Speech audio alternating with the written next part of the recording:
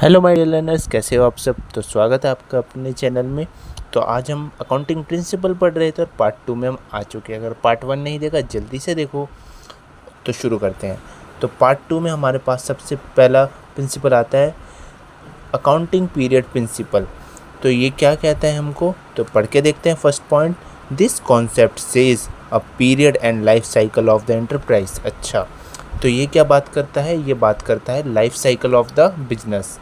जैसे आपने एक बिजनेस खोला है, आपको ये पता है कि वो कब तक चलेगा। आपने सोच रखा है कि वो 2030 तक चलेगा, नहीं, आपने सोच रखा है वो इन्फिनिटी तक चलेगा, है ना।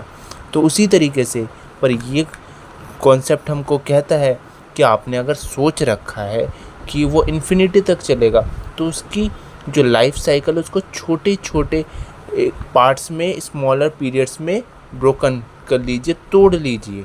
सर तोड़ना क्यों है?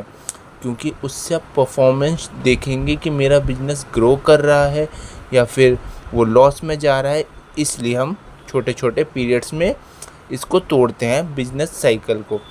तो accounts from firm followed going concern assumption. अभी मैंने बताया आपको कि हम गोइंग कंसर्न अजम्पशन को फॉलो करते हैं, इसलिए हम सोचते हैं कि हमारा बिजनेस इन्फिनिटी तक चलेगा। उसके बाद second point, period financial statement in appropriate time.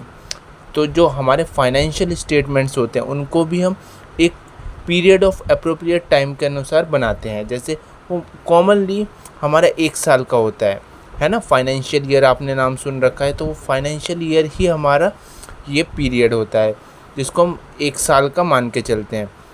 तो उसके बाद गवर्नमेंट हम पे टैक्स भी लगाती है, वो भी पूरा 1 साल का देख कर लगाती है ना। तो आपको ये समझ में आया अकाउंटिंग पीरियड प्रिंसिपल। अब नेक्स्ट पे चलते हैं, फुल डिस्क्लोजर प्रिंसिपल। इसका तो नाम से ही क्लियर हो रहा है, फुल्ली डिस्क्लोज कर दो।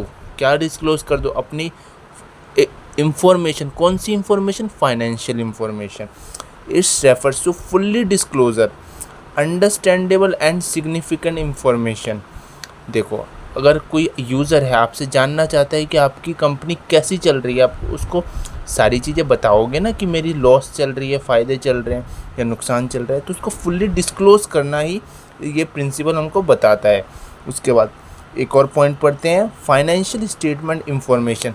अभी मैंने आपको बताया, वही पॉइंट बता रहे हैं, फाइनेंशियल स्टेटमेंट को डिस्क्लोज कर दो, है ना, कि क्यों हमारा फ़ायदा हो रहा है, क्यों हमारा नुकसान हो रहा है। ये मोस्टली टैक्स के ऊपर ज़्यादा रिलायबल होता है। तो कैसी लगी आज की वीडियो बता दें कमेंट सेक्शन में। And thank you so much to watch this video.